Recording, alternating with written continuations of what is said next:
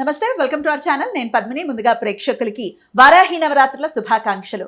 వారాహి నవరాత్రుల సందర్భంగా వారాహి నవరాత్రులు అసలు ఎలా జరుపుకోవాలి, నియమాలు ఏమిటి, అమ్మవారిని ఎలా కొలిస్తే మన కోరికలన్నీ అమ్మవారు ఎలా తీరుస్తారు, ఏ సమయంలో అమ్మవారిని ఆరాధన చేసుకోవాలి, ఇవన్నీ తెలియజేయడానికి స్రవంతి గారు సిద్ధంగా ఉన్నారు. మరి మాట్లాడదాం. అక్క నమస్తే. అక్క నమస్తే పద్మిని. చాలా చాలా కృతజ్ఞతలు మీ సమయం ఇస్తున్నందుకు. అమ్మవారి కోసం ఎల్లప్పుడు అయితే చాలా మందికి ఇంకా సందేహాలు ఉన్నాయి. మీరైతే కరెక్ట్ పర్సన్. ఎందుకంటే కొన్ని సంవత్సరాలుగా అమ్మవారి ఆరాధన, అందున నవరాత్రులు వచ్చినప్పుడు ఖచ్చితంగా మిస్ అవ్వకుండా మీరు అమ్మవారి ఆరాధనలు చేస్తూ ఉన్నారు. మనకు తెలిసిందే. కాశీలో కానీ త్రిపురాంతక క్షేత్రంలో కానీ 2 సంవత్సరాలు కన్సర్వేటివ్ గా చేసుకుని ఉన్నారు. సో వారి సందేహాలన్నీ ఈ రోజు నివృత్తి చేద్దాం అక్క. తప్పకుండా చేద్దాం. అయితే నా ఉద్దేశం ఏమిటి అంటే ఒక 9 వీడియోస్ ఇవ్వాలి ప్రేక్షకులకి అని చెప్పి, Day 1, Day 2, Day 3 అని చెప్పి పబ్లిష్ చేద్దాం. ఒక రోజు ముందు వీడియోస్ అన్ని వస్తాయి. సో ప్రతిరోజు కూడా ఈ వీడియో చూస్తే మీకు అర్థమైపోతుంది ఈ రోజు ఎలాగా. అలాగే ఈ నవరాత్రిలో కూడా 9 అవతారాలు ఉంటాయి కదా. 9 అవతారాలు మనం చక్కగా చేసుకోవచ్చు. ఆ 9 అవతారాలు ఏమిటి, ఏ రోజు ఏ అమ్మవారిని ఎలా పూజించుకోవాలి, అంటే ఏ నామంతో ఉంటారనేది మేడం చెప్తారు. సో అంటే మళ్ళీ అది ఎలా చేయాలనేది వీడియోలో తెలుసుకుందాం. మొదలు పెడదాం అక్క. మొదలు పెడదాం. మరి 6వ రోజు అమ్మవారిని ఏ నామంతో కొలుస్తాము, ఏ స్వరూపంతో కొలుస్తాం అనేది ఇప్పుడు తెలుసుకుందాం. చెప్తారక్క. తప్పకుండా చెప్తాను. అన్నపూర్ణ వారాహి దేవిగా మనం చూస్తున్నాం. అన్నపూర్ణదేవి అంటే సాత్విక రూపం. సాత్విక రూపం ఇక్కడ వారాహిదేవికి కూడా వస్తుందా? వస్తుంది. అందుకనే కదా ఆవిడ అగ్రికల్చర్కి వారాహి అమ్మవారిని పూజిస్తాము. అమ్మ స్వరూపం అంతా ఒకటే. కాకపోతే మనం అన్నం పెట్టేటప్పుడు కూడా తినకపోతే పటా 4 బాది పెడుతుంది అమ్మ. సాత్విక స్వరూపమే. అన్నం వండేటప్పుడు చక్కగా వీడి కుట్టిపప్పు అంటే ఇష్టం, ఇదైతే కారం తినదు అని నాన్న నీకు ఇష్టంగా కొబ్బరి పచ్చడి చేశాను దా అనేది మా అమ్మ. కొబ్బరి పచ్చడి అని తినేవాళ్ళం. ఎప్పుడన్నా కొబ్బరి పచ్చడి కాదు, సొరకాయ కూర, ఆనపకాయ కూర. ఇక్కడ ఆనపకాయ కూర అంటాం మనం, ఇక్కడ సొరకాయ అంటారు. ఆనపకాయ కూర చేసావా, నాకు ఇంత ఆకలిస్తుంటే ఆనపకాయ కూర చేస్తావా నువ్వు అంటే ఫట్ మన పడి తిను, అన్నీ తినాలి, తినకపోతే ఎట్లా. మరి అప్పుడు అమ్మ ఉగ్రస్వరూపం అనుకుంటే మనం ఏం చేస్తాం? అలా కాదు. అంటే ఏంటంటే మనం సంపాదించేది ఎందుకు అంటే ఈ కూటి కోసమే, ఈ జానెడు పొట్ట నిండడం కోసమే. అలాగే మనం నింపుకోవడమే కాదు, అందరికీ కూడా, అలాగే పశుపక్ష్యాదులకి కూడా, క్రిమికీటకాదులకి కూడా భోజనం సమర్పించాలని ఇంటి ముందు ముగ్గు చక్కగా బియ్యపిండితో వేయండి అని చెప్పింది అనమాట మన శాస్త్రం. కాబట్టి మనం ప్రతి చోట అన్నపూర్ణ అంటే ప్రతి ఇంట్లోనూ అన్నపూర్ణ వెలిసింది అమ్మ.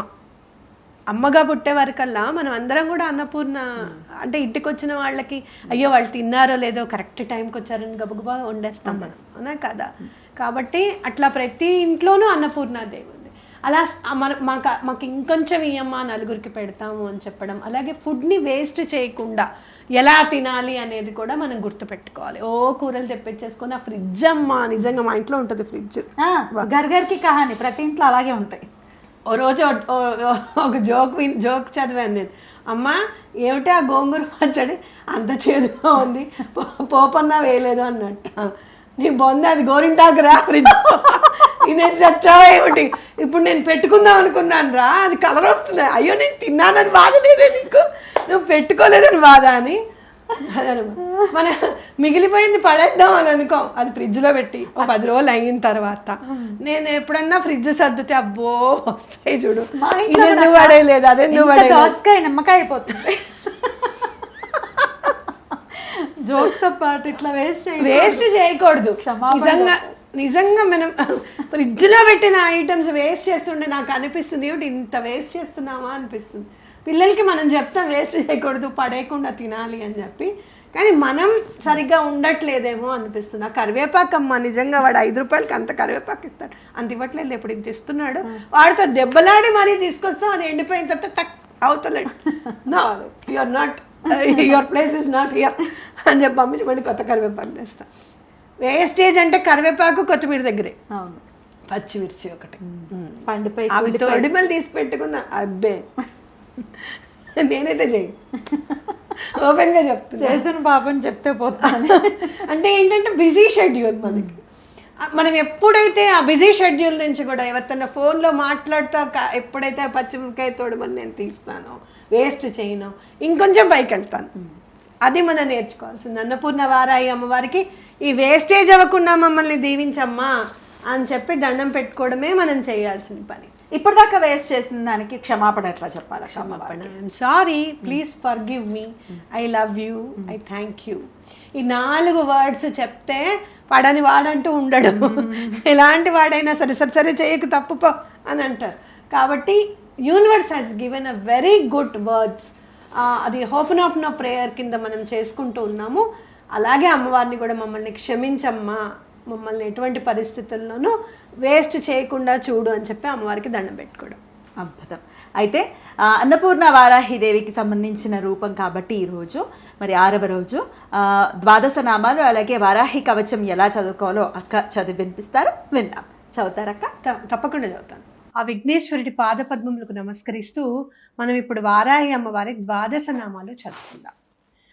ఓం పంచమ్యై నమః, ఓం దండనాథాయై నమః, ఓం సంకేతాయై నమః, ఓం సమయేశ్వర్యై నమః, ఓం సమయ సంకేతాయై నమః, ఓం వారాహ్యై నమః, ఓం పౌత్రిణ్యై నమః, ఓం శివాయై నమః, ఓం వార్తాళ్యై నమః, ఓం మహాసేనాయై నమః, ఓం ఆజ్ఞాచక్రేశ్వర్యై నమః, ఓం అరిగ్ధై నమః.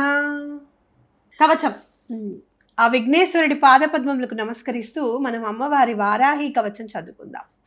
అస్య శ్రీ వారాహి కవచస్య త్రిలోచన ఋషిః అనుష్ఠుప్ ఛందః శ్రీ వారాహి దేవత. ఓం బీజం గ్లౌం శక్తిః స్వాహేతి కీలకం మమ సర్వశత్రునాశనార్థే జపే వినియోగః. ధ్యానం.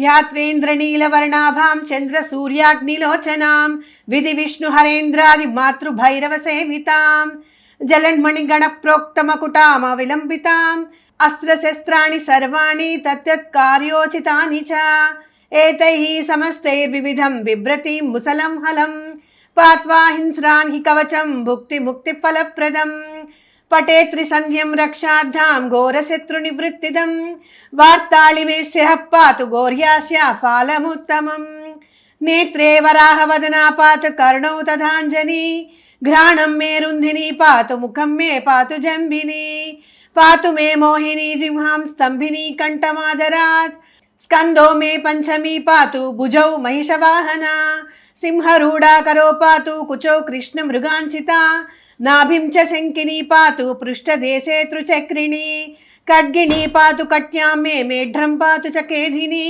गुदं मे क्रोतिनी पातु जगनं स्तम्भिनी तथा चण्डोर्चोर्मुयुग्मं जानुनी शत्रुमर्दिनी जङ्गाद्वयं भद्रकाली महाकाली च गुल्पयोः पादाद्यङ्गुलिपर्यन्तं पातु चोन्मत्तभैरवी सर्वाङ्गं मे सदा पातु कालसङ्कर्षणी तथा युक्तायुक्तस्थितं नित्यं सर्वपापात्र्यमुच्यते सर्वे समृद्ध्य संयुक्तं भक्तरक्षणतत्परं समस्तदेवता सर्वं सव्यं विष्णोः पुरार्धने सर्वशत्रुविनाशाय शूलिना निर्मितं पुरा सर्वभक्तजनाश्रित्या सर्वविद्वेषसंहतिः वाराही कवचं नित्यं त्रिसन्ध्यं यपठेन्नरः तथा विदं भूतगणान् स्पृशन्ति कदाचन आपदाः शत्रुचोरादि गृहदोषाश्च सम्भवाः माता पुत्रं यदा वत्सं धेनुपक्षेवलोचनं तदाङ्गमेव वाराही रक्षा रक्षाति सर्वदा